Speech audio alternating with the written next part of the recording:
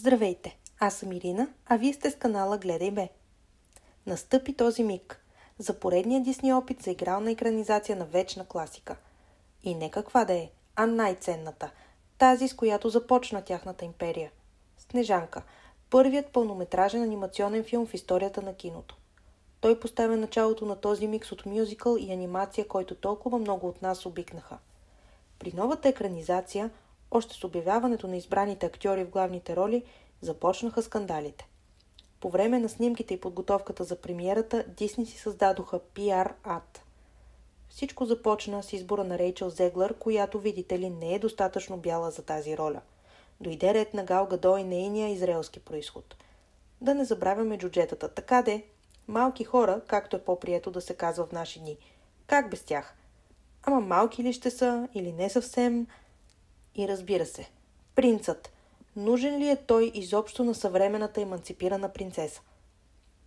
Докато тези дискусии вървяха, Рейчел Зеглър даде поредица от противоречиви интервюта. Първо протестираше за по-високо заплащане с довода, че трябва да носи рокля с часове.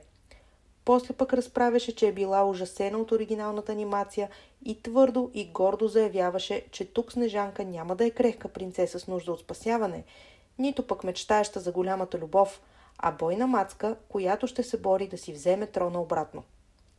За капак Рейчел открито подкрепя Газа, докато баш екранната й партньорка Гал е с израелски произход, както споменах. Деликатна тема, меко казано. Междувременно Рейчел открито не подкрепя новоизбрания американски президент Доналд Тръмп. В резултат на всичко това, Дисни преместиха премиерата от Лондон в Испания и ограничиха до минимум интервютата с актьорите, за да избегнат неудобни въпроси. След това, не толкова кратко въведение, нека видим самия филм.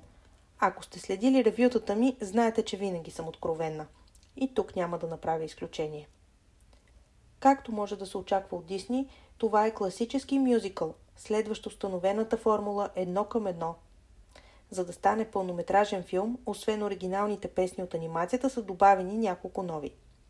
Аз съм си мюзикъл гик, така че музикално нямам кой знае какви забележки. Хареса ми. Хореографиите бяха динамични, песните запомнящи се, и старите, и новите. Гледах филма с БГ дублаж и тук е моментът да кажа: браво на Керана като злата кралица. В оригинала е изиграна от Гал Гадот, но Керана направо я отвя. Холивуд, елате тук и дайте Оскар. И Тони, и всички награди, които имате. Тя озвучава всичко. Играе на сцена, пее, води предавания. Просто е жесток. Направих си труда да изслушам и официално качените версии с оригинален дублаж. Да оставим за малко на страна противоречивата личност на Рейчел, това момиче може да пее. Следя и кариерата още от уестсайдска история насам и казвам ви, има причина да избират за толкова много роли. Раздава се и има приятно и нежно излъчване, което подобава на Дисни принцеса.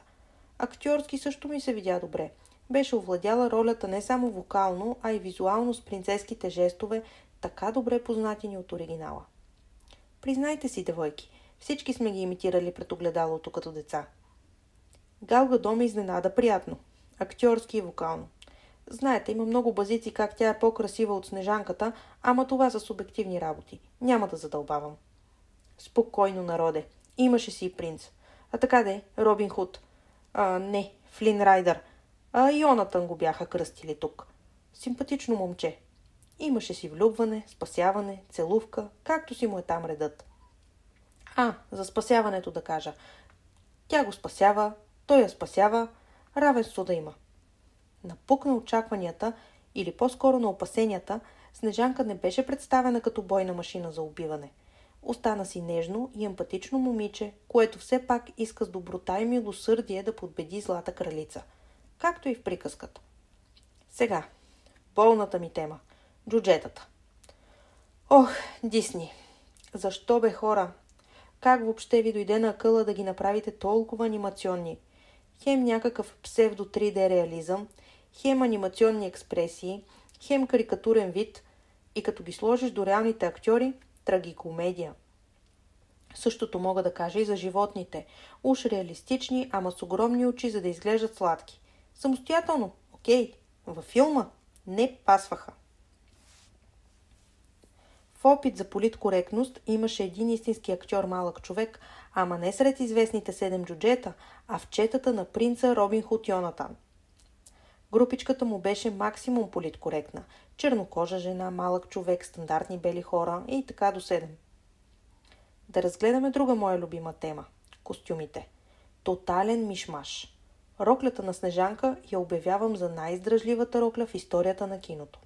Снежанка я дращиха дървета, нападаха прилепи, падна в кал, после в река. Май някъде по трасето и дъжд я наваля. Обаче, пристига при джуджетата и гледаш. Чиста, спретната и сресана, с колосана якичка. Поне малко да се бяхте опитали. Нали така де, за целите на логиката. Дори децата няма да очакват да е толкова непокътната.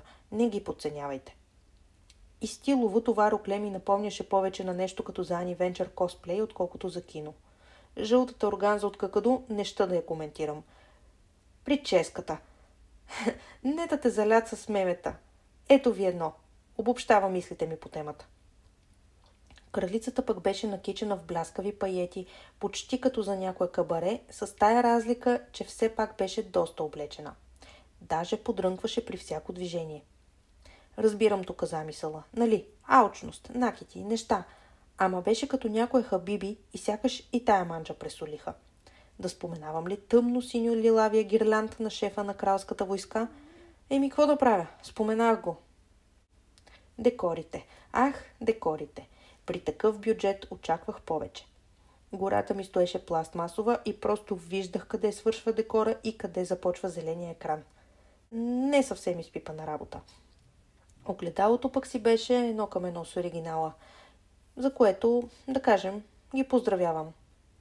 Хареса ми, че накрая запазиха спасяването с целувка и че ни бяха спестили някоя военно-превратна бойна сцена, която няма място в тази класика.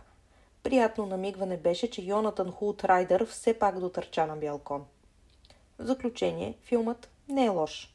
За деца – супер, макар че имам опасения дали дори за тях няма да са малко зловещи тия джудженца. Ще заведа сина ми и ще споделя. Благодаря ви, че останахте с мен до края. Дългичко се получи. Споделете ми и вашите впечатления. Изгарям от любопитство да ги чуя. Ако сме ви харесали, цъкнете ни едно палче, последвайте канала ни, споделете ни с приятели, почерпете се по едно за нас и така. Чао и до нови срещи!